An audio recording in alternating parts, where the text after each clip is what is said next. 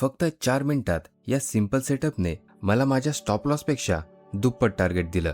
या ट्रेडमध्ये पेशन्स आणि प्रॉपर एक्झिक्युशन खूप महत्त्वाचं होतं.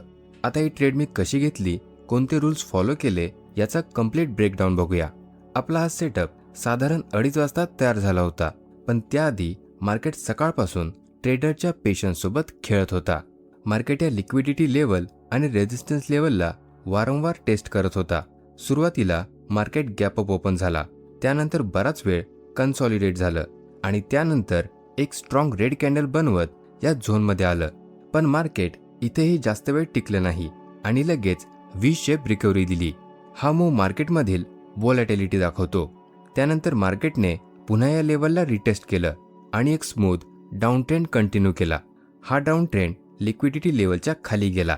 लिक्विडिटी ग्रॅब केली आणि परत थोडा वेळ कन्सॉलिडेट झाला.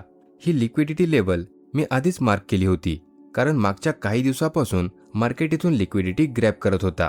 आता या लिक्विडिटी ग्रॅब नंतर मार्केटने स्ट्रॉंग बुलिश मूव्ह दिला आणि हा लास्ट लोअर हाय ब्रेक केला. म्हणजेच मार्केटने चेंज ऑफ कॅरेक्टर शो केला.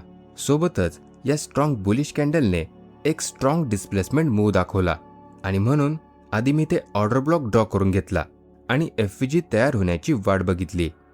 आणि या तिसऱ्या रेड कॅन्डलमुळे आपल्याला एक व्हॅलिड एफव्हीजी मिळाली. या थर्ड कॅन्डलचा लो आणि फर्स्ट ग्रीन कॅन्डलचा हाय ओव्हरलॅप झालेला नाही आणि म्हणून इथे एक फेअर व्हॅल्यू गॅप तयार झाला. आता फक्त आपल्याला वाट बघायची आहे एक स्ट्रॉंग रिव्हर्सलची, म्हणजे एखादी long lower wick candle, bullish engulfing candle किंवा 1 मिनिट टाइम फ्रेमवर स्ट्रक्चर ब्रेक. आणि त्यासाठी मी टाइम फ्रेम 1 मिनिटवर शिफ्ट केला.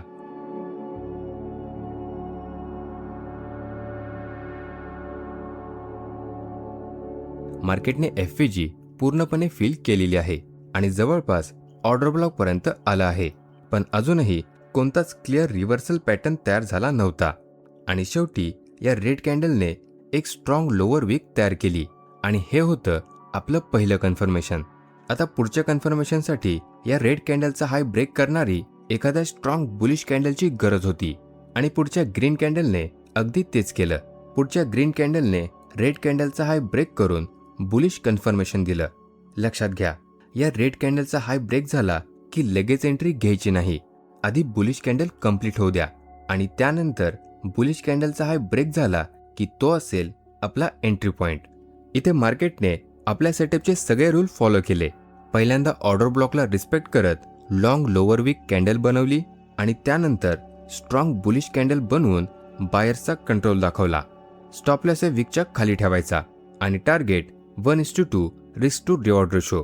ट्रेड खूप सिंपल होती, पण त्यामागे स्ट्रॅटेजी खूप पॉवरफुल होती. म्हणून जर तुम्हाला एसएमसी अजून पूर्णपणे समजली नसेल तर एसएमसीचा पार्ट 1 आणि पार्ट 2 नक्की बघा.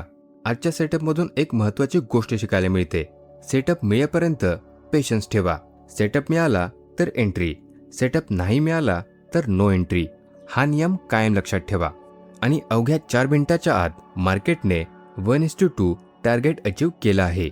तर प्रॅक्टिस करत राहा आणि अशाच लाईव्ह एक्झाम्पलसाठी चॅनलला सबस्क्राईब करायला बिलकुल विसरू नका. भेटूया पुढच्या भागात आणखीन एका लाईव्ह एक्झाम्पल सोबत.